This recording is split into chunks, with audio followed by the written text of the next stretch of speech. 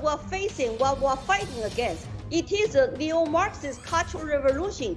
If you do not recognize what you're fighting against, then you cannot defeat this evil ideology. I've been very alarmed about what's going on in our school. You are now training our children to be social justice warriors and to loathe our country and our history. Growing up in Mao's China, all this seemed very familiar.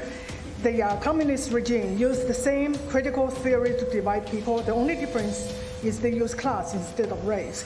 This is indeed the American version of the Chinese Cultural Revolution. The critical race theory had its roots in cultural Marxism. It should have no place in our school.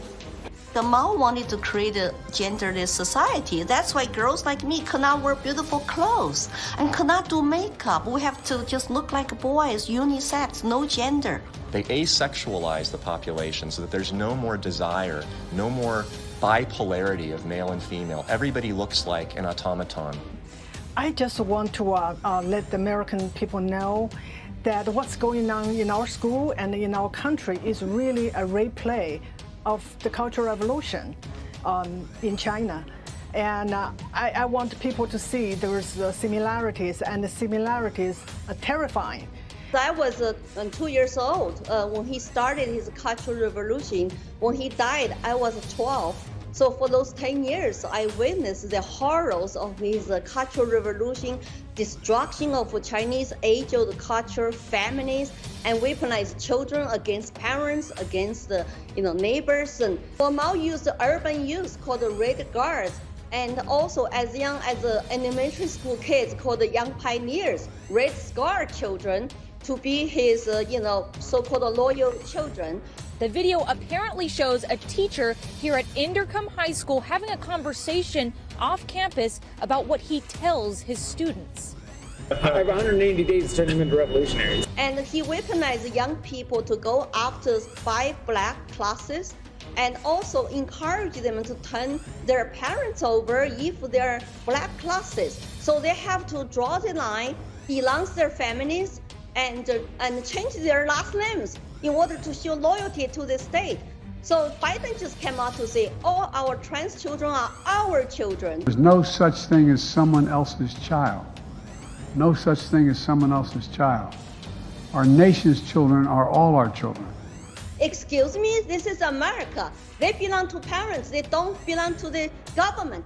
You control all the press, all the media, and basically, not just the regular media we're talking about, state medias, right? He also used the children and used the weapons of propaganda machines and into everywhere. You cannot even hide for propaganda. This deep indoctrination, you cannot estimate that. I have seen our kids in this country for past 40, 30 years being indoctrinated to hate our country and to demonize America. A group of Red Guards dressed in army uniform and performed on the streets. Well, Red Guards were the most loyal follower of Chairman Mao. They were students from middle schools, high schools, and colleges. Woke revolution is what I call it. I cannot sugarcoat it.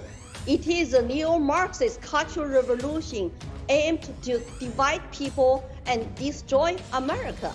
And lots of people are used, and they might feel like they're compassionate. It's about love. It's about the minorities.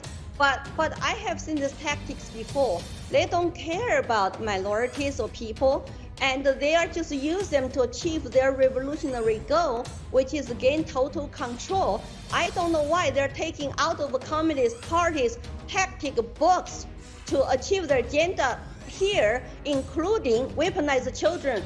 Actually, that's how Chairman Mao started his Cultural Revolution. He stirred students up, and they were willing to do whatever he asked them to do. They use the same ideology and same methodology, even the same vocabulary, and with the same goal. The ideology is cultural Marxism, and we were divided into groups as oppressor and oppressed.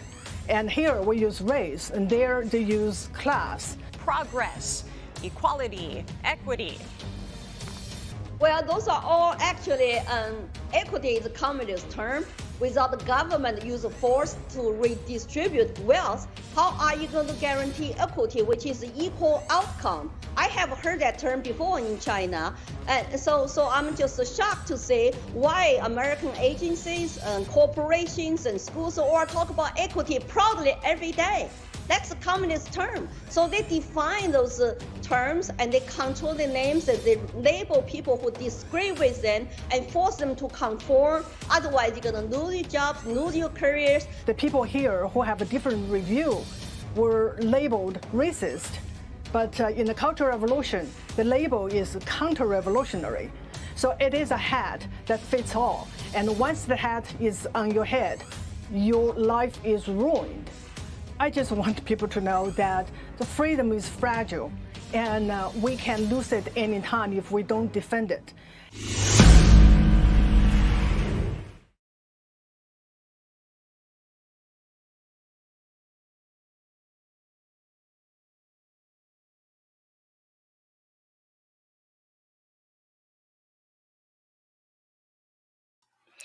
All right, folks, sorry for that little bit of a delay. I think I might be coming in a little loud here. So let me know how the audio is, but thank you for joining another Wednesday Night Live. We got a good one. I have a good one tonight. I always do that. It's just me, folks, just me, but I have a good one tonight. Last week I went into it with you about Soviet defectors who were trying to warn us and things of that nature. So the reason why I think these types of videos are important, and if you missed the ticker, if you jumped on late or you didn't catch this live and you're catching it, as a replay, I'm going to replay the ticker that predated this live broadcast. I'm going to produce and send out a version of that separately. And the reason why I think it's important, and the reason why I think, those types of clips are important is because it's source information, right? So if you're talking to someone who isn't totally lost yet and hasn't completely lost their way, it's important to be able, because you can give them an article from this source or you can show them a news clip from that source, but everybody's so jaded today that nobody believes anybody else's information. But when you hear things from the mouth of an individual, and that's why I think last week was so important to hear that people like Alexander Solzhenitsyn, who is a respected Nobel Prize winning author, who lived what he's talking about in the gulags of Soviet Union while he warns us, Yuri Bezmenov, who was with the KGB, was working in their propaganda division, has intimate knowledge, right? Those types of people, Ayn Rand, also from the Soviet Union, right? Her philosophy aside, just the fact that she saw what was going on and where we were headed, we're all telling. Well, in this case, it's the people who actually live in Mao's China. And, everything from the gender stuff going on right now to, what's happening in the schools, it's all a playbook. And I think it's important that people see that. And one of the, I believe it was Lily Tang, who I'm going to show some clips from during this broadcast from Lily Tang. Jiling Zhang is in there as well. She wrote a book called Red Scarf Girl, which was the young children. She was one in Mao's China. That was the young children that they were indoctrinating into that cult. And so you'll hear from these people, they're what they see as far as similarity. And you can catch those full interviews, easily on YouTube or any source like these. Haven't been banned. But like, the one woman that was speaking to the Loudoun County School Board, talking about, like, telling them, like, I lived through this. I saw this in Mao's China. What you were doing, critical theory, is not a new concept, she's telling them. This is Mao's China. This is the Cultural Revolution that is happening here. It's not about what you think it is or don't think it. This is what it is. Like, I literally watched it happen in Mao's China, she said. Like when you hear it from someone like that, you remove, because it's so hard. It's so hard today to believe anyone, is it not? So, and then we're going to talk a little bit about Trump and Colorado moving him off the ballot, at least for now, right? I don't see that sticking, but it does give you a good idea of how justices, Congress, the White House, it all needs to be put in check. It all needs to be put in check, and like now, this was a state Supreme Court, okay, but they are indoctrinated just the same. However, Colorado can handle that on a state level, right? And fortunately, as of this moment, we have the Supreme Court is fairly sane. The Supreme Court we have, is fairly sane. So I would highly expect that they knock this off. But I'll get into that in a little bit. Good evening there, Bob. And folks, let me know where you're watching from. This is broadcasting on Twitch, Facebook, Twitter, and Rumble. Okay, so let me know where you are watching, and YouTube, and let me know where you're watching from. So if you have not followed me on Twitter yet, you will find very few followers there, but I'm trying to grow that. I just started contributing to try and support the network and I do want to feed into the pay model. And for those of you who feel like, we should not have to pay, but it's like you're the product. You're either purchasing a product or you're the product. And I like the idea that there's a network spewing, or a social media network spewing truth that is, allows everyone to speak. I don't want to say spewing truth, because people are allowed to go up there and talk a bunch of crap too. But in the end, it's on us to decide, which is how it should be for any of those forum type deals. Danny says, Group Anti-New World Order, State of Quebec. Quebec in the house. Yeah, we did quite a bit with on Canada. I followed some pretty cool people that are handling those. Well, I don't want to even get into it. It was started as a trucker convoy. It was not a trucker convoy. But they're still out there. They're still active. I'm happy with it. Norm, how are you, sir? Another Canadian on board. Here we go with upstate New York for Lori. So outstanding. Again, guys, keep it coming. I appreciate it. Comments help to keep things going and keep the channel broadcast. I deal with shadow banning all the time. I don't have to preach about it. But at the same time, at any point during the broadcast, if anyone has questions regarding Article 5, if you dialed in because I commented to you somewhere that you could dial in and get a live response to any questions you might have on an Article 5 calling of a convention of states, please, by all means, jump in. I will stop whatever I'm doing. In the end, that is my primary purpose. But right now, I want to get into some of these. Clips from these. They're not even defectors. They're people who used to live in Mao's China and now live in the United States and have grown older. Most of them were children, so they have that firsthand experience with the indoctrination process and how it works. And that's what I found somewhat fascinating. So what I'm going to lead in with here is Lily Tang. So she was doing an OAN interview, and she's running for Congress. She was running for Congress in New Hampshire. I actually didn't even look up to see if she won or not. I hope she did. But she was basically inspired to run for Congress because she saw all of the similarities happening in the United States, the same way the Soviet defectors saw, back that I showed last week. This is the same concept, right? It's just now. It's not, it's not like they warned us back then. Like they're warning us now. And at some point, I guess my point goes back to, with all the things we can't believe, right? I mean, let's face it, right? Just because Fox News says something, you don't believe it. You got to go check it out. Just because MSNBC says something, you almost know if it's MSNBC that it's not true.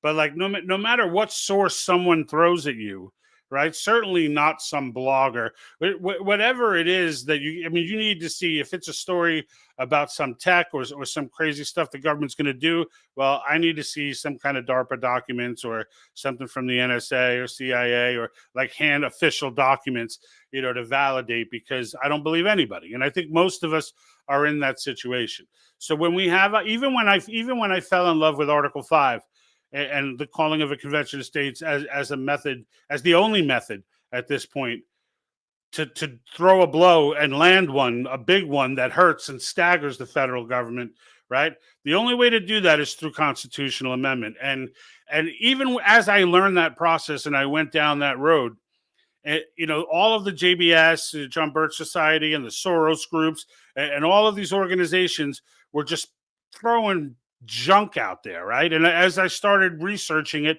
and I'm knocking one thing down after another, right? One thing I realized was they keep calling it a constitutional convention, and and it's not.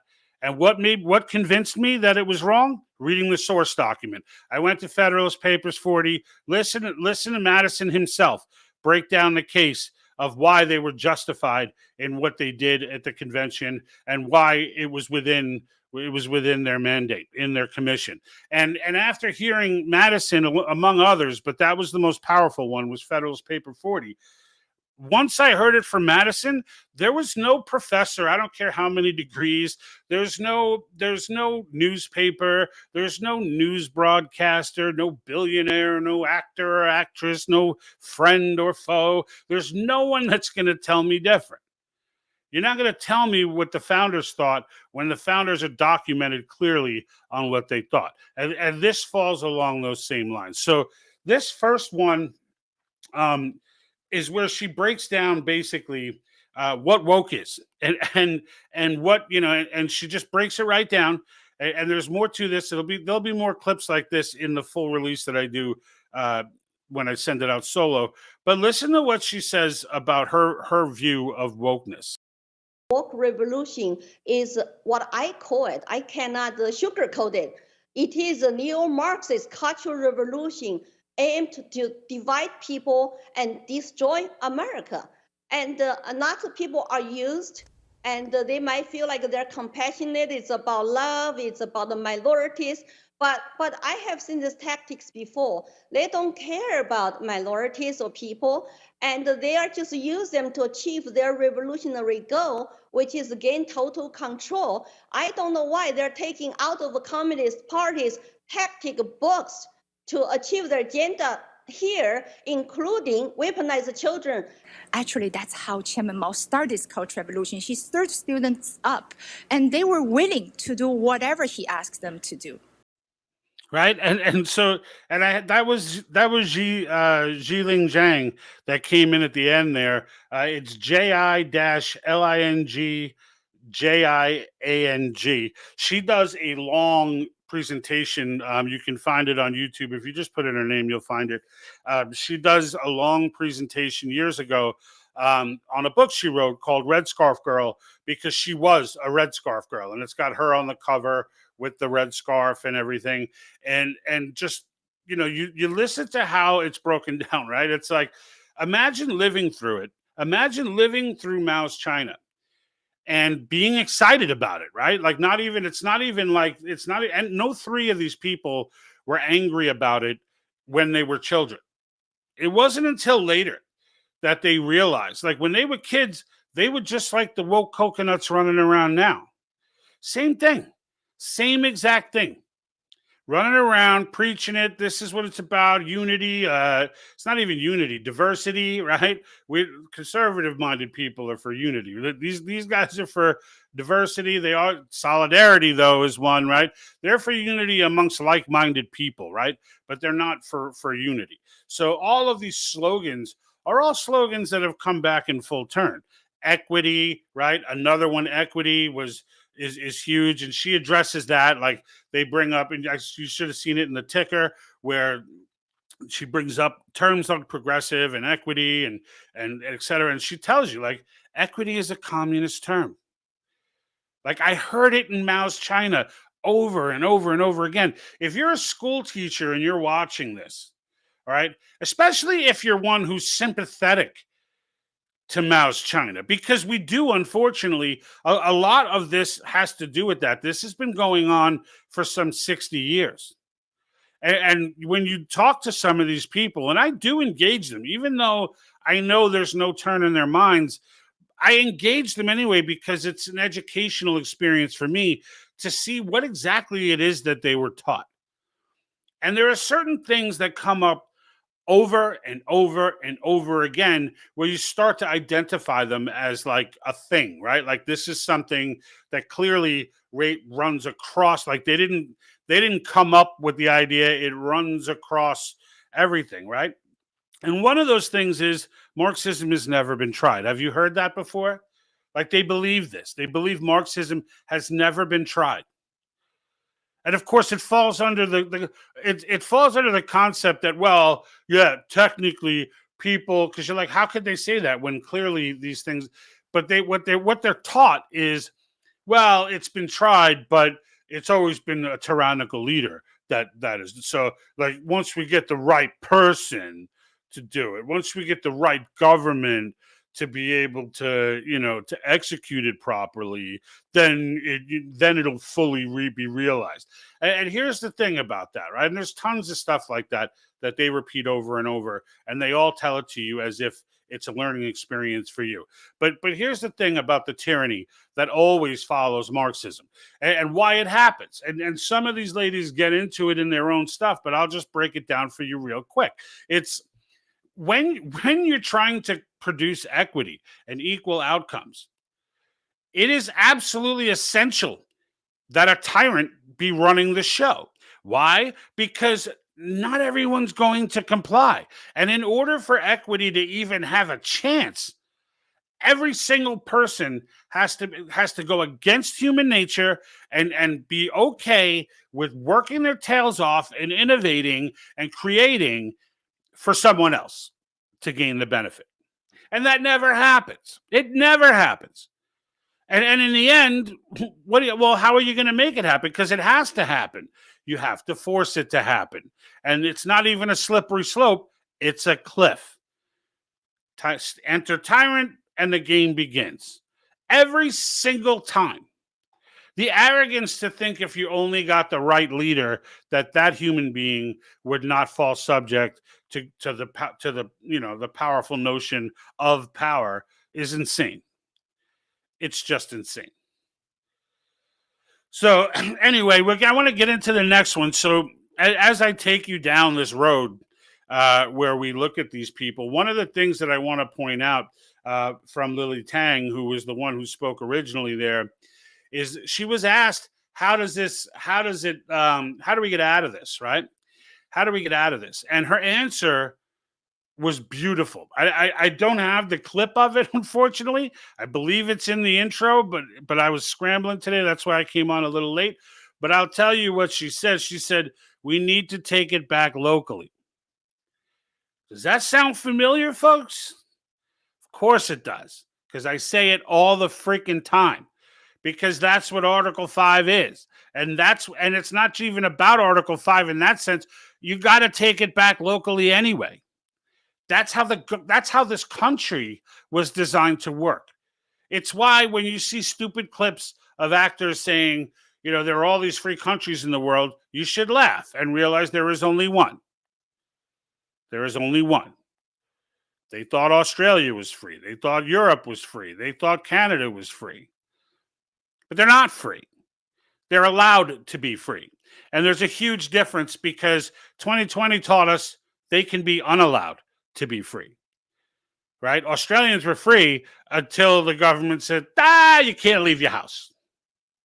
Same virus, right? They couldn't do that stuff in the United States. In fact, in the United States, they had to work on getting store owners and shop owners and grocery store owners to comply. They had to go that route, which is something we can address, by the way, at Convention for Overreach of Power, but from the federal government anyway. But the reality, but if we put in the Constitution that those types of threats and that type of harassment cannot happen, then it'll affect the states anyway. It'll affect everybody. The federal Constitution rules the day. But we had to do that. We had to coerce businesses just to get a mask, just to make you wear a mask when you walked in there. As soon as you walked out, mask off, done, whatever, you're finished. There's no way under the United States Constitution they can enforce making that mandatory. And even in some localities that they tried to, and they tried, Gavin Newsom, look, I live in the People's Republic of California. They tried to do it here. And I can tell you right now, Riverside County Sheriff went up on Facebook and was like, I ain't enforcing any of that. He just straight up came out and said, no, that ain't happening. And because that's how we roll, right? And that's in California, right? So just to put it in perspective, we are the only truly free nation in this world. And don't let anybody ever tell you different. Let's go into, I'm going to put a little bit about a teacher who spoke out at Loudoun County. It was a popular video. I think everyone saw it, but she did an interview afterwards where I grabbed a snippet from that I think is worth listening to. So let's roll to that. They use the same ideology and same methodology, even the same vocabulary, and with the same goal. The ideology is cultural Marxism, and we were divided into groups as oppressor and oppressed. And here we use race, and there they use class. And I think that's important, right? That little piece right there. Because, you know, a lot of people, like, they want, like, people who don't follow this stuff and don't go down these paths to trace something back to its roots, they don't understand. They're just, especially people who haven't paid attention to anything for decades. And then 2020 happened and they're like, what the hell? Right? For those people, it's like, how did society get here? How did we get to a place where everybody, where you could just accuse somebody of being a racist and all of a sudden everything in their life gets turned upside down? This is how we got there, okay? Because this is not new. This was a slow process that we all lived through. We all lived through it from the mid-50s until now. Is really, it started back, I mean, it started even earlier than that. But where it actually started to, where they put something together that actually had a result, started in the mid-50s. The result being the late 60s with the hippie generation. That's the first successful ideologically subverted generation that came to be. And that, combined with our own deep state muddying the water even further, we now find ourselves into a place where we simply can't trust anyone. We don't try, and that's the goal. That's the goal, to take it down. The goal to take down a nation is to get them to not trust any institution. They need to not know who to believe, right? The problem they're having with the United States is they can't control. Every other country falls within 10 years, 10, 15 years, somewhere around there. United States, it's been 70 years. Clearly, there's been success on the ideological subversion front. However, the nation has not fell. And the reason it has not fell is because we are the only free nation in this world. It's that very Constitution. They can try and subvert and use backdoor ways through Twitter. Well, not anymore Twitter, but Facebook and other social media outlets. And they can try and undo free speech. They can try. They can coerce these. Now, it's illegal, and eventually heads will likely roll when the right people are in leadership. I don't know that a president will roll, but everybody underneath who is involved in that type of stuff, their heads will likely roll. And in the end, make it harder for anyone to agree to sign on to that kind of stuff in the future. But the bottom line is they have to use these sideways air. They can't just come down and say you can't speak. They can't give an order legally to an X or a Facebook or a Rumble or someone else. They can't do it. You know, a lot of people, they comment to me all the time, like, how are we going to do Article 5? We think, you know, we're going to amend the Constitution. What good is that going to be when they violate the Constitution every day? They don't. They find end arounds around the Constitution. And how do they do that? Who has to authorize an end around the Constitution? Ultimately, the Supreme Court. And while you may like the current people sitting in there, I can tell you these are not, you know, I mean, Trump landed Gorsuch. That was a score. Kavanaugh and Amy Barrett, not so much. I mean, they're not Ruth Bader Ginsburg. But like when you read their opinions, they're kind of okay. They're okay even with the mask mandates. They shot it down, but they shot it down because the legislature didn't give specific authority for them to get involved in, for OSHA to get involved in stuff like that. Whereas Gorsuch and Alito were like, no, even if they gave authority, and this is what I'd like to have seen from Kavanaugh and Barrett, is, Gorsuch was like, even if they had the authority, even if they had given them the authority, they don't have the authority to do that. That was the correct answer. That's the answer that bells should have been going off in people's heads. But that wasn't the answer Barrett and Kavanaugh gave. So there's no such thing as blind faith in the Supreme Court. And frankly, it's been conservative and non-conservative courts alike who have dished out in small bits more power to create the behemoth that we have today. And there's only one way to undo that, which is why there's only one way to end this Marxist march in the end. And that is amending the Constitution for clarification on things and imposition, right? So the topics right now are term limits. The topic right now is fiscal restraints.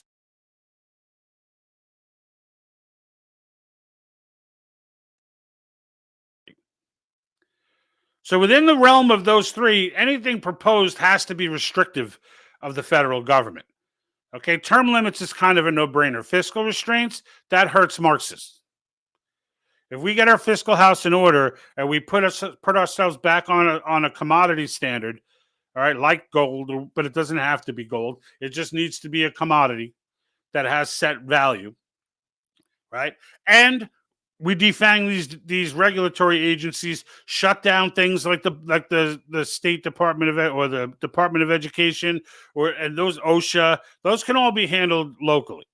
Where does the Constitution give the federal government the power to regulate work safety? It doesn't, is the short answer to that. No power to deal with education, yet there it is. We've got a multi-billion-dollar behemoth bureaucracy doling out our money to states who have legislators who are coming around now, but for many years they've been standing there lapdogging that money, of course, following the strings that were attached. This is the way we solve it. So even gender ideology, okay? Even gender ideology is not beyond the pale for being a part of Mao's China, okay? He did something incredibly similar in his quest for a genderless society. There's one for you to look up and read, to all of my researcher people. There it is. Just look up and start reading Mao's Genderless Society, because it'll tell you all about it. All right. But it's not, although I would go it, because there was much more that came up there than in Google. Amen to that. No more omnibus or funding studies on gay frogs. Yeah, absolutely. Or my favorite was I think it was like $200 million. The project was to study the effects of cocaine on the mating habits of Japanese quail. Multiple hundreds of millions of dollars went to that. Can we put in an amendment that guarantees a single subject amendment gets passed? Yes. Is it 10 times more powerful than anything the legislature can do? Absolutely. And it kills the omnibus right there. Kills it. And one sentence saves all of that money. Now, they could technically still pass a bill to study the effects of cocaine on Japanese quail and their mating habits. However, they would have to pass a bill specifically saying, like they'd have to go on record having voted for a bill, and that's just not going to happen, right? We all know that's not going to happen. Gates took a shot at that with the with the single subject bill. If I'm not mistaken, they've already blown it. That's one of the reasons why McCarthy had to go, among others. But let me see here. I'm kind of toggling back and forth because I do not have a producer. So let me check Rumble. See, I usually not a lot. So Rumble folks, just so you know, there's the comment section is on the right side. All right. Right side. Leave a comment. Let me know where you're watching from. I can't highlight it on the screen because Rumble doesn't integrate, but I can shout you out and give you some love. All right. So on that note, let me take a look here for my next clip. So here's the genderless one, right? So this one I found on YouTube. It was a short, and I'm trying to find if anybody knows the actual full documentary from this one. They don't source it. They didn't say anything about where it was from, and it's not an easy one to find. Like with these other ones, you can pull up these folks' names and you can, like when I tell you, and I spelled out Jiling Zhang before, like you put in Jiling Zhang, boom, she comes up. I put in every version of this next one, and it doesn't come up. But this was touching upon his genderless society, just to give you, and again, this is more ammunition when you're talking. Maybe you're talking to your own kids, right? Maybe you're trying to convince them, like, this is not new. Here's the part that they're not teaching you. While they're telling you, right, maybe your kids already passed that, and before we all caught on, they already graduated, and this crap stuck in their head. I guarantee they don't teach this part. They don't teach this, what I'm about to show you in school. The Mao wanted to create a genderless society. That's why girls like me could not wear beautiful clothes and could not do makeup. We have to just look like boys, unisex, no gender. They asexualize the population so that there's no more desire, no more bipolarity of male and female. Everybody looks like an automaton. Does that sound familiar? I think that documentary is from Epic Times. I'm going to have to look that up. If I find it, though, I will give a post and a shout out to that. If not, just ask me, and I will let you know as soon as I have more information on it. But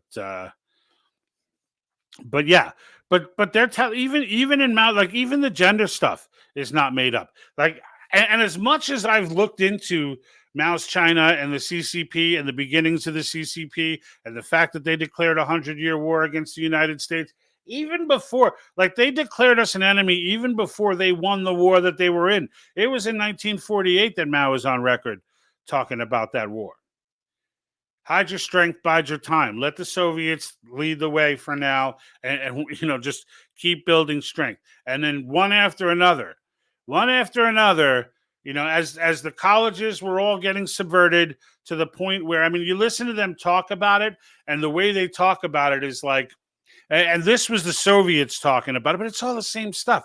But this was the Soviets talking about it, but they're like, when they're just explaining active measures, which is ideological subversion, they're like, well, we may, back when it was becoming a thing, because there were presentations done to Congress back then and all this. And when they did it, it's like, it's 3,000, teachers. And there might have been at the time maybe 1.5 million, and the idea was, it's 3,000 teachers, in these universities, it's not that big a deal. And the Soviets, when interviewed, were like, yes, we love the fact that they felt that wasn't a big deal, because those 3,000 teachers, okay, are going to be teaching the future generation of teachers. And if those teachers can sell the bag of goods, each one, let's say, sells that bag of goods to 10 people, right, out of all their students in a given year. Some of them are teaching auditoriums. But if you could sell it to 10 students who then go on to become teachers, right, each of those 3,000, you see how this grows? Now you've got 30,000 people who are out there teaching full classrooms in universities across the country. If each one of them get their 10 people, now you've got 300,000 teachers, right? This process takes time, but they started this process in the mid-50s, a little earlier than that, actually. Until the point of today where you cannot find a university anywhere that many of the universities don't even have a conservative person in any position of political teaching, etc. But like the universities themselves, if you find one, it's like a freaking unicorn. We're so far beyond that 3,000 that got laughed about has grown into well over 1 million, millions. And they're teaching our kids, and they're teaching the next generation. They've given themselves awards. They've they're acclaimed. They've got all this cred from the academia. But like, we know better, right? But if you're a kid and there's not a full-grown adult telling you this, do you know better? I mean, in the past, you'd figure it all out at some point, right? You'd get because there were woke movies coming out in the 90s, yeah, but you know what? They didn't own thing like people knew Hollywood was a creepy place, but it wasn't like now. It wasn't like now where, every single movie that comes out has to have an agenda, right? If you would have thought Disney could be bleeding money for 3 years straight with no sign of profit in sight, okay, with no sign. I mean, you want to talk about when Americans boycott, all right? And when I say Americans, you all know what I mean. There are Americans and there are Marxists. There are not Democrats and Republicans. There are Marxists and there are Americans.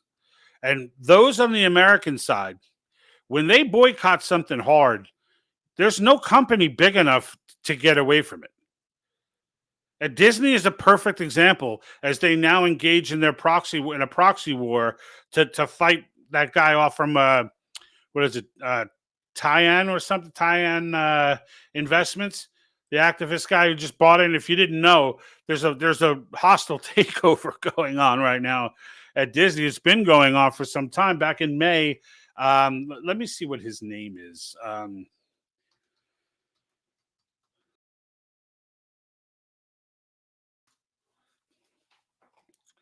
Nelson Peltz. So it is Nelson Peltz. And back in May, he went and purchased, as he sat there just watching Disney decline. I guess at the time he felt he had a good low point, and he went in and purchased 8 million shares of Disney and was demanding a board seat. They would not give it to him. So, and they made him all these promises and all this stuff. And you can see what's happening. Now, he's not overly conservative or whatever. The guy wants to make money. But clearly he sees blood in the water and realizes that as long as Disney stays on this path, they're never going to make money. Because he sees clearly in the market, parents have turned their backs on Disney. And American parents are no longer there. Yes, there are still parents out there who have young children who are like, I don't want to deny my kid, the princesses and this and that and whatever. They don't understand the creepy stuff. I can keep that from them, etc. But in the end, there are so many parents that have turned their, because it's not kids who are paying, right? It's adults. It's adults. And the fact of the matter is, it's the adults who are pissed. We're pissed. And Disney has been bleeding money ever since. They didn't have one movie last year that made money. Oh, sorry. Guardians of the Galaxy. They had like the 18th Guardians of the Galaxy, whatever number it was, I don't know. But Guardians of the Galaxy made some profit. It wasn't a blockbuster, but it didn't go into the red. Right? Every other single movie they made lost money. That's not a coincidence. Their theme park in Orlando, the mothership, Disney World, people with cams on July 4th walking around with if you haven't been to Disney on a holiday, like, I don't even, like, those are blackout days. Like, if you got the local passes, because they give them out here in California, you can't go on July 4th. You can't go on holidays because it's too crazy. Dude, they were walking around. Right, there was an article in Behind the Magic. This is a website who makes its living off of amping people up about Disney, posting the pictures from people in Disney World showing huge empty areas, no lines at some of the concessions, like crazy talk. They lost 4 million subscribers in Q3 to Disney Plus. ESPN falling off a cliff. Star Wars, people are livid with the Star Wars series that they've put out. Every single thing that company has touched is turning to crap. Star Wars fans are praying that George Lucas buy that back. He can't, but that's what they're praying for. Like, when Americans boycott something, obviously Bud Light, right? They'll never recapture those sales. Those sales are gone forever. They're not going to recapture those sales. Maybe there's some gimmicks that they can run here and there. It's really a United States thing. So, across the pond, I don't think anyone really freaking picked up on it. But here in the States, they're done. They'll never be the king of beers again. It's over. Like when Americans boycott, you're screwed. When it's serious, you're screwed. Target never recovered that money. Yeah, are they still making tons of money? Sure. Are they ever going to recover the money that they lost? No. Those people just don't go to Target anymore. Like they're not advertisable. They will not, no matter how much advertising they do, those people will not go to Target anymore. When the left boycotts, they better hope that the company backs down before they actually have to boycott, because that's the only way their boycotts work. Anyone who calls them on their BS boycotts knows not only do they not successfully boycott something, but and the American public look at it as irrelevant, but the companies usually will get boosts in sales from people trying to counter the boycott, which is something that the left cannot do.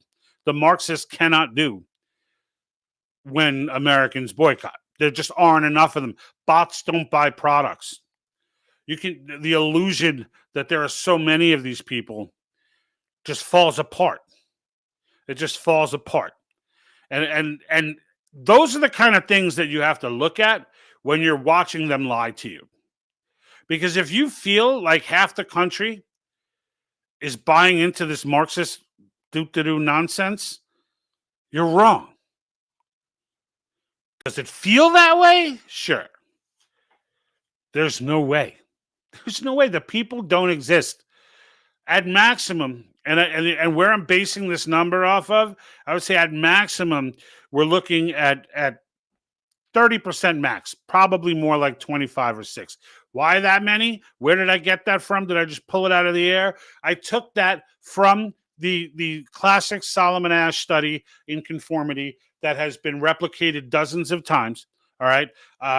I did my piece on Dr. Matthias Desmet on mass formation. All right. The amount of people who remain mass formated, even after logic and everything else has been presented, as Yuri says, they're contaminated, forget it.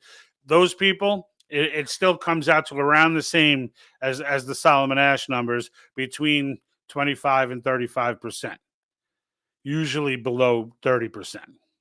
And so I'm convinced that 25% number or so is probably, and it's all youth. Well, not all youth, but it's a vast majority of youth and academia of some sort.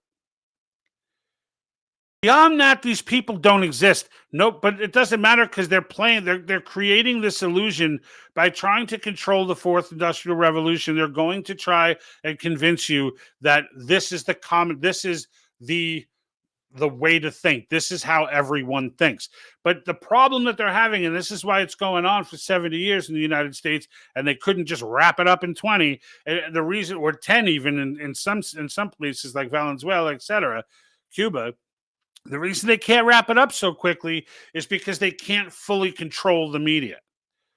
They could buy all the major media, but then the public stops watching them. And unlike Mao's China and Lenin's Russia and, Ho Chi Minh's Vietnam and Chavez's Venezuela, unlike those folks, they can't just force feed you the propaganda.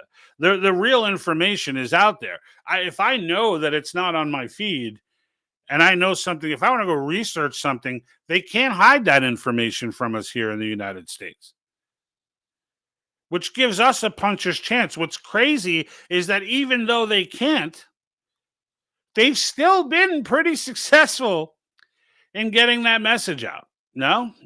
Right? They've still been pretty successful. But in the end, they took civics out of our classrooms, right? They took it out in the late 60s, early 70s? I was born in 73. So I was born early 70s. By the time you figure late 70s, I'm starting to get into class and early 80s. It was gone. I didn't even know what civics. I went my childhood wondering what exactly is civics.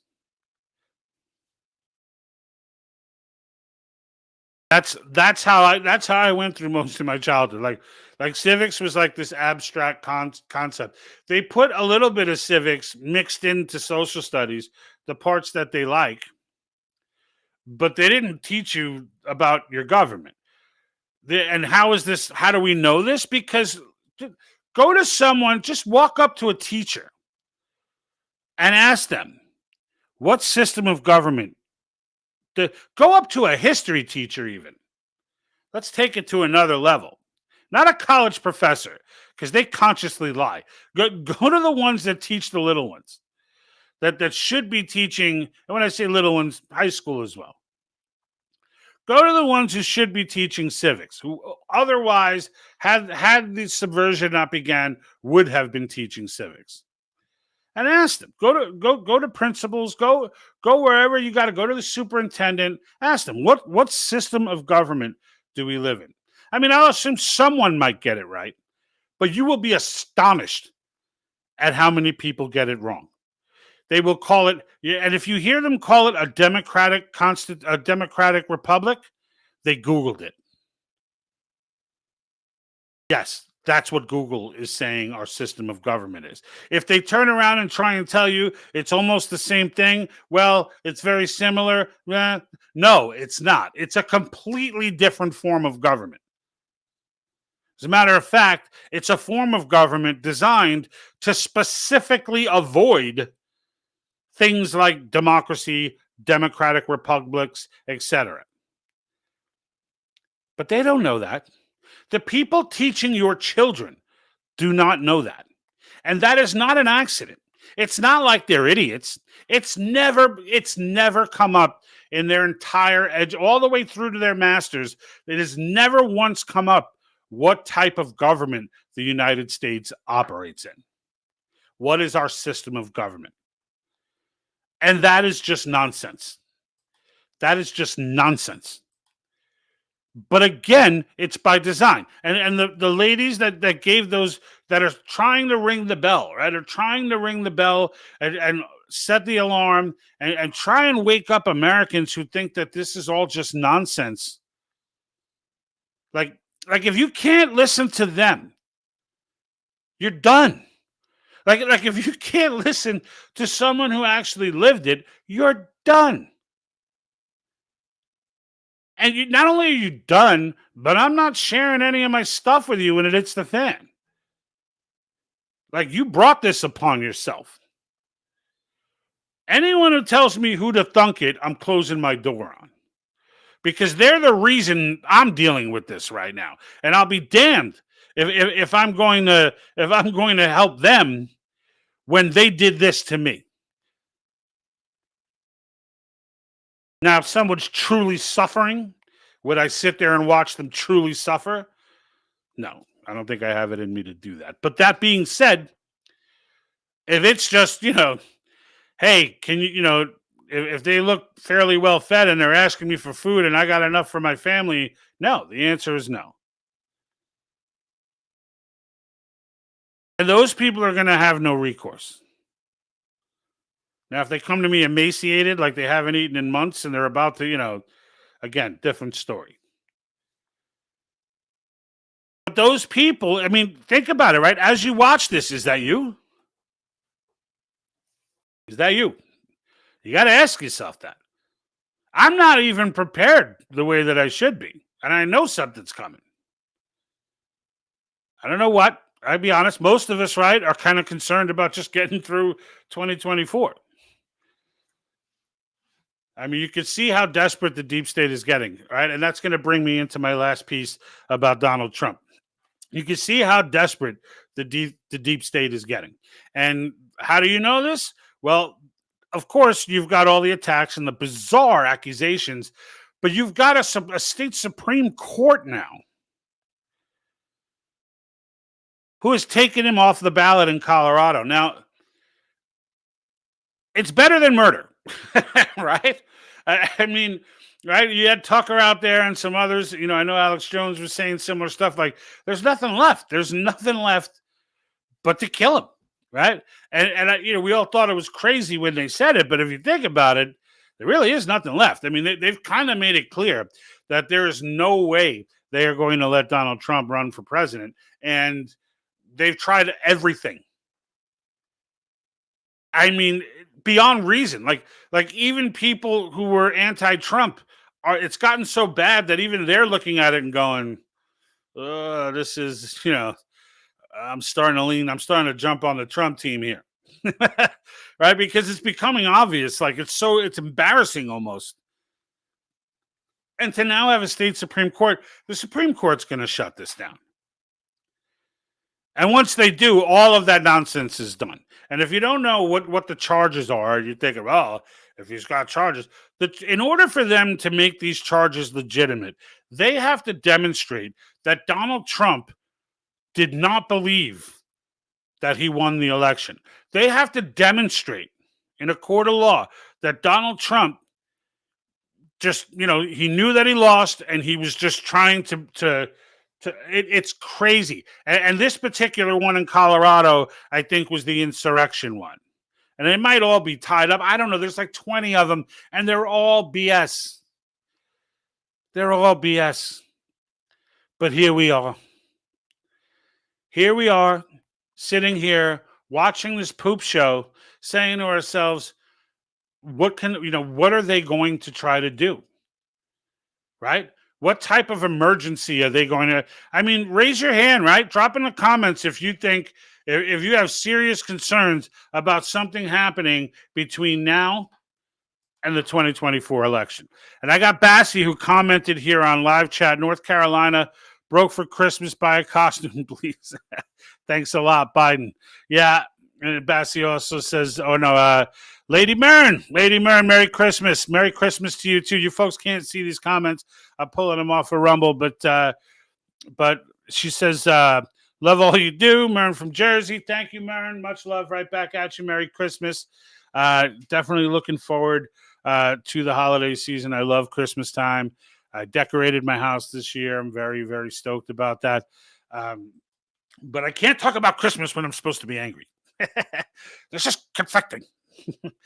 But no, but on the Trump issue is why I'm saying I'm supposed to be angry, because we're watching this poop show go down, and look, I am not a fan. Like to me, once this all said and done, Trump wins, he's in. I'm not okay with him just taking out Biden for two reasons. One, and this is the most important one, is that it's going to set a precedent that's going to turn us into South Korea. And if you don't know what South Korea is, you say, don't you mean North Korea? No, I mean South Korea. Every time a new president is elected, they go back and arrest the old one and start the circus show. That is not simply, even though he's guilty, it's not, all you need to do, and Biden's too, he's too out of it mentally anyway to even appreciate the fact that he went to jail. What needs to happen, all right, or maybe convict him and then pardon him just as the symbolism of it or whatever. But you can't set that precedent, because no matter who becomes president next, sooner or later, another Democrat is going to get elected to office at some point in the future. And when that happens, they're going to be going back and arresting everybody over trumped up nonsense charges, but nonetheless. And that cycle will never end. So, yeah, I'm not okay with that. However, every single person beneath him is toast. Like that's the way I see it. And we'll see how it actually plays out. But the nonsense that they're doing to Trump is just ridiculous. Supreme Court needs to hear this immediately and swat this down, because that alone will set another precedent. That we don't want this turning into a banana republic, folks. They didn't, all the people, like the fact that they didn't prosecute Nixon, like the fact that these things happen were not deep state ops. Those were just calculated moves saying this is not in the best interest of the country. Now, you say to yourself, well, then that just incentivizes the president to go rogue. Well, presidents, in order for them to go rogue, their teams have to go rogue with them. And if you crucify their teams, the next team up is going to have a hard time following the next dude who wants to do all kinds of crazy stuff. There's a lot of gutting that needs to be done in our in the intelligentsia, and that once that's completed correctly, that's a bigger fix than the symbolism of putting a dementia old man. He didn't even make the decisions that went down, in these past few years. But heads need to roll. Heads need to roll, and I would love to see Ron DeSantis as the head of the DOJ, as the head of Homeland Security. That's what I would love to see Trump there, to be honest with you. But knowing and looking at reality, he'll be the president. So DeSantis, I'll take DeSantis.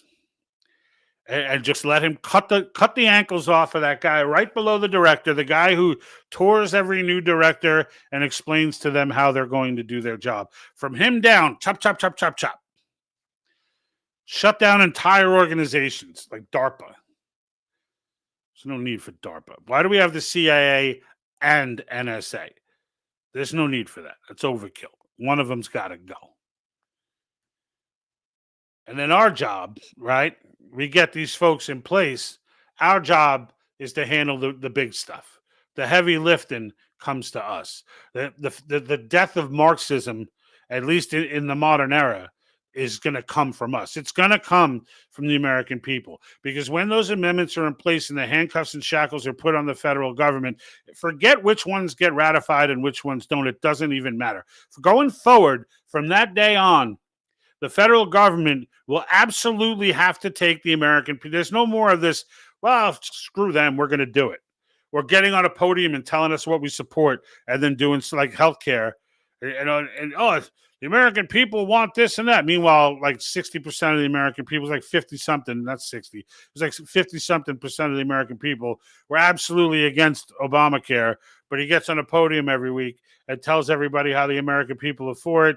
They pass it. Don't worry, you got to, pass it to see what's in it, right? All that went down. All that's over. All that's over. Why? Because what's going to happen? What's going to happen after this process fills out? Now, we can't address the border on this specific calling because it doesn't fall. There's no overreach of power. They're actually underreaching with their power with respect to the border. So it would take another convention call for that. But if we finish this call and all of a sudden the nation just says in one voice, like, we're done with this border situation. Yeah, it's in the Constitution that the federal government is in control of the borders. But if they're going to sit there and be directly derelict in their duties, then you know what? All of a sudden it hits the news. 3 states have signed petitions to Congress for a convention of states on the border crisis. 4 states of 8 states of it. All of a sudden, I guess like 12, 15, momentum is building. And what is the federal government going to do? You think they're going to sit there and let another convention happen? No. They're going to secure the freaking border. And that's the way we're going to exercise our power. That's the way, that's the relationship that will be had. And we'll defang it all the way down to the Articles of Confederation if we have to. I don't think it would ever get that far. But the fact of the matter is, we are the boss. The Supreme Court is not the final word in this country. We are. And it's imperative that everybody understands that. And it's imperative that everybody understands, like Lily Tang said, you need to do it locally. The power rests locally. And that's where everyone needs to be focused. It's your local legislature. If you don't know who your representatives are in your district, or you don't know what your district is, then go look it up today. You know, it's a good way to look it up. Go to conventionestates.com. You can go to the patriotthinktank.com as well. And right there, you will see right in front of you, there's a link on my website to go to sign the petition. And there's a link, obviously, on the Convention of States site. Once you get there and you sign that petition, it's going to show you, there's links to show you who your representative is. And they're going to send a letter to him or her, letting them know you support it. And please click the volunteer button. You don't have to, it's not an endless, they don't need a full-time job of your life, right? Just get in touch with people. Someone's going to reach out to you when you click volunteer. Get in touch with people. Talk to people who are local to you, who could tell you this is what we need in our district. This is what we're doing here. Because you might be the one who gets, in a state that has not even brought up the resolution, you might be the one to say the right things to the right person, to the right representative, to get them to sponsor it. Or maybe it's a flyer that you were able to design because you're really good at that. You do it for work or whatever, and you put together a sick flyer that reached the right hands. It's not about one person doing a million things. It's about millions of people doing just a little bit, just enough. The accumulation of that matters. And if everybody's doing that in their own districts, this thing, we'd be calling a convention before you could even faster than you can shake a stick. Faster than you can shake a stick.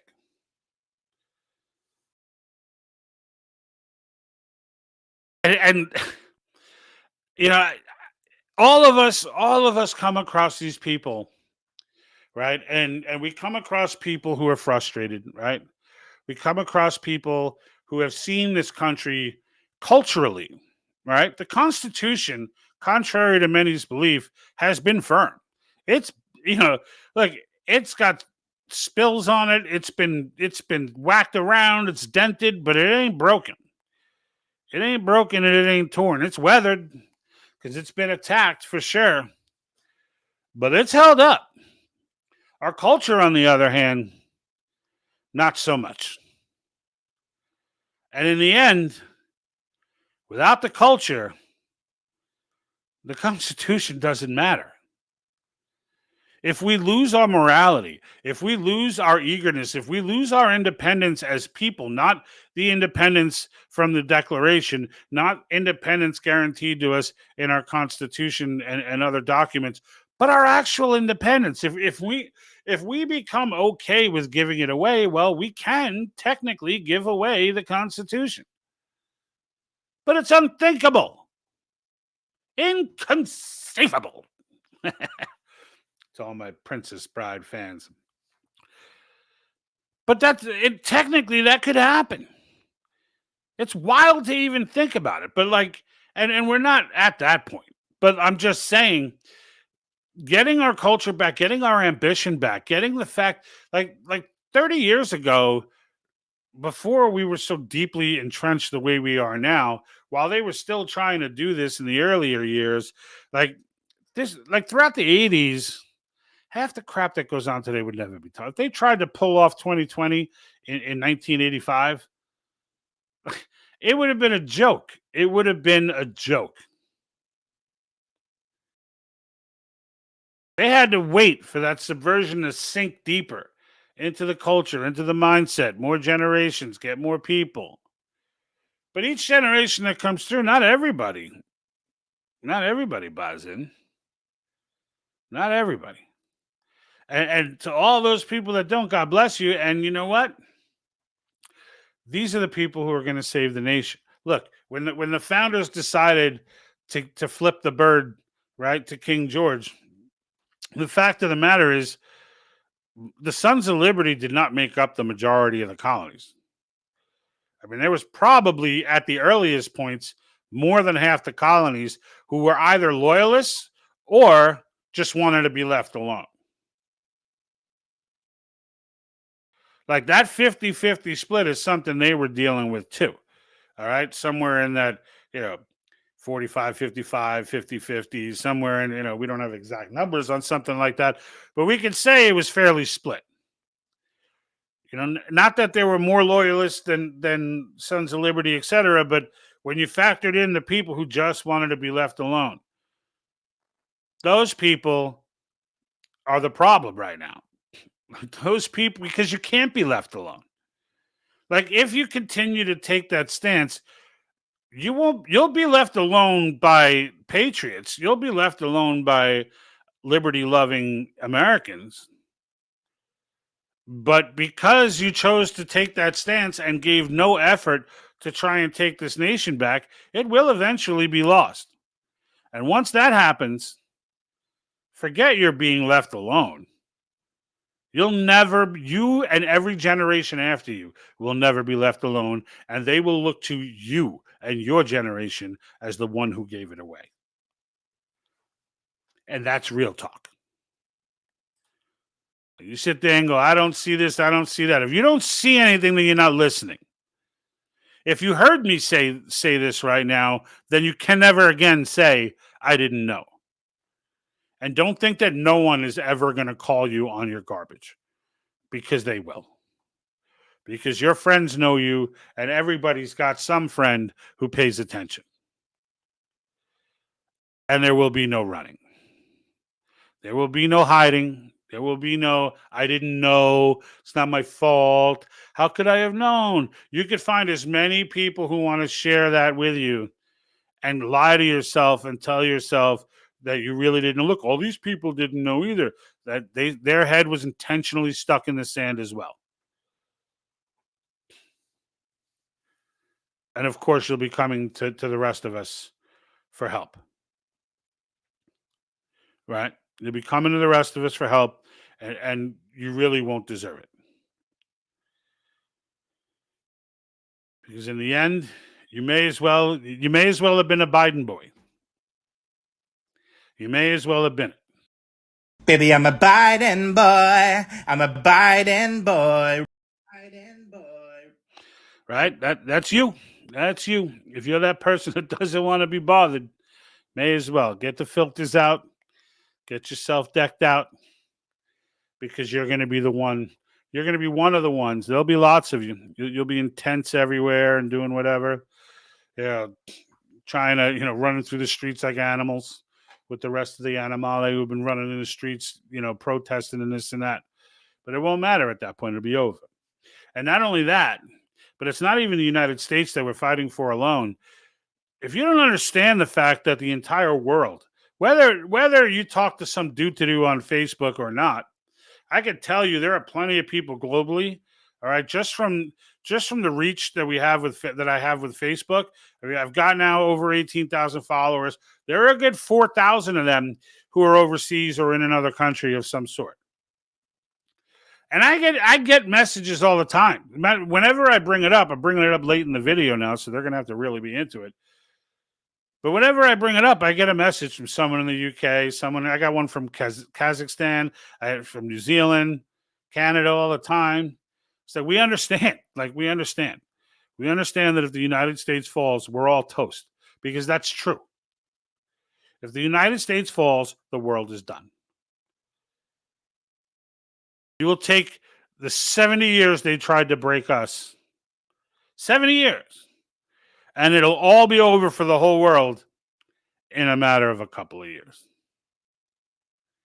Maybe even less. It could feasibly be weeks. If we're truly gone to the point where, we lose control of our election process completely, like if it just descends to revolution, if that happens, the world's done. The world's done. And it'll be our fault. It'll be the fault of the United States of America, because while it may not be our responsibility to save the world, in this particular situation, it is our responsibility to save ourselves. And if those two things are tied together, then by logic, it is our responsibility to save the world from Marxism. And the first step in that is to convince people that it's even a thing. It's to convince you that it's even a thing. It's just unbelievable to me. So I look, I want to hear your thoughts, folks. I mean, I got a few more minutes on here. I'll stick around to just kind of answer questions and such. I got Mern on Rumble. Let's see what we got. So she's saying attend school board meetings, township council meetings, and so on. Speak up, right? Speak up. And that's it, folks. That's it. That's what people need to be doing. That you're no longer living in an America where you could just turn around and say, I don't do politics. Either you start doing politics or politics is going to do you. But one way or the other, it's going down. And I'm not the only one on the internet who's making these comments. There's a ton of fired up Americans who are giving it out, dealing it on the real, right? Dealing it on the real for everybody.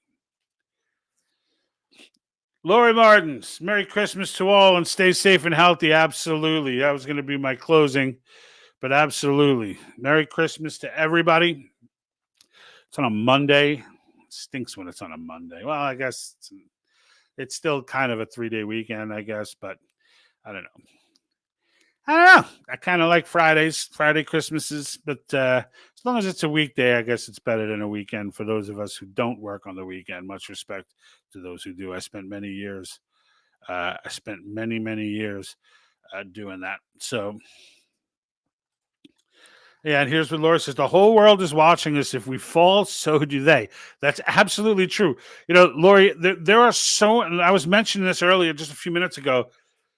There are people, I get almost as many people in other countries who are quizzing me and asking me about Article 5, and because they don't understand it, naturally it's not their constitution, but they hear me say something along the lines of like, we get this done, we save the world, and immediately they're intrigued because they know they're waiting for America to find a path to, number one, fix our own problems, right? To fix our own, like those who truly know, like those who are just fed propaganda, they think the deep state nonsense is like legit and the American people believe in it. But to those who know that like the American people are not okay with the deep state, that we're dealing with this crap too, that they're coming after us as citizens just as much as they're coming after others overseas. And the fact of the matter is that's something we got to deal with. When they hear how Article 5 works, they're more intrigued, unfortunately, than some of the people that I talk to, because we have gotten ourselves so down so many rabbit holes that when something's just a clear-cut solution, and yeah, I'm not saying don't look into it. Read Federalist Paper 40. Read the dissenters. You'll find them on Soros websites. Common Cause is a big one. The League of National League of Women Voters is another one. John Birch Society, so-called conservative organization, who themselves in their early days were all about calling a convention, have now magically decided it's the death of the nation. Like all of those, you listen to all the negativity from those guys, and then go to the light and listen to all the positivity. And again, you can come on here if you're trying to convince someone, and they're giving you nonsense, they're giving you jazz, and they're giving you arguments that are invalid. Bring them on here and let them ask me live, and I will be happy to. Like I said, anytime I'm doing a broadcast and someone's got a question about Article 5. Today I talked about these women from that lived under Mao, how they're warning us now, and how they're showing the similarities of what we're living through now. And we're talking about Trump and everything else, but in the end, any point during that, if I see a comment about Article 5, I'm going to answer the question. I'm going to answer it. So I'll stop what I'm doing and I will answer the question. First and foremost, this broadcast, especially Wednesday Night Live, is dedicated to that. Right? If my backdrop hasn't made that clear. Being sneaky, I'm trying to I had someone go, look, Article 5, he's trying to subliminally. I'm like, dude, I put it in bright yellow paint. I'm like, there's nothing subliminal about that. Nothing subliminal about that. So, and Mern says, are you cooking dinner? Well, yes, actually. We are doing Korean style barbecue, a turkey, which I will be frying the turkey. I will be grilling the meat. My wife will be handling all the sides. So, yes, short answer there. I am cooking, and I don't mind. I cook for my own birthday. I cook for Christmas, Thanksgiving. It's a tag team effort. My wife and I both enjoy cooking. We even got the kids in now. My daughter made a sick fettuccine Alfredo the other night. So that's pretty wild. So, yep, the answer, I am cooking. All right, folks. So I think we're winding it down now. It's an hour and 18 minutes. But I did blow 6 of it with that ticker. I'm going to leave the ticker up for tonight, but I am going to take it down in the morning, replace it with its own video. So if you haven't seen it, it's basically more clips from the people that I showed you throughout this broadcast, and it just gives you an opportunity to kind of hear what they're saying and what they said. And feel free to comment after the fact. I always engage whenever I do get that information. So, folks, until then, and actually not until then, until I find my outro video, Merry Christmas to you. Have a Happy New Year. I can wish you that next week.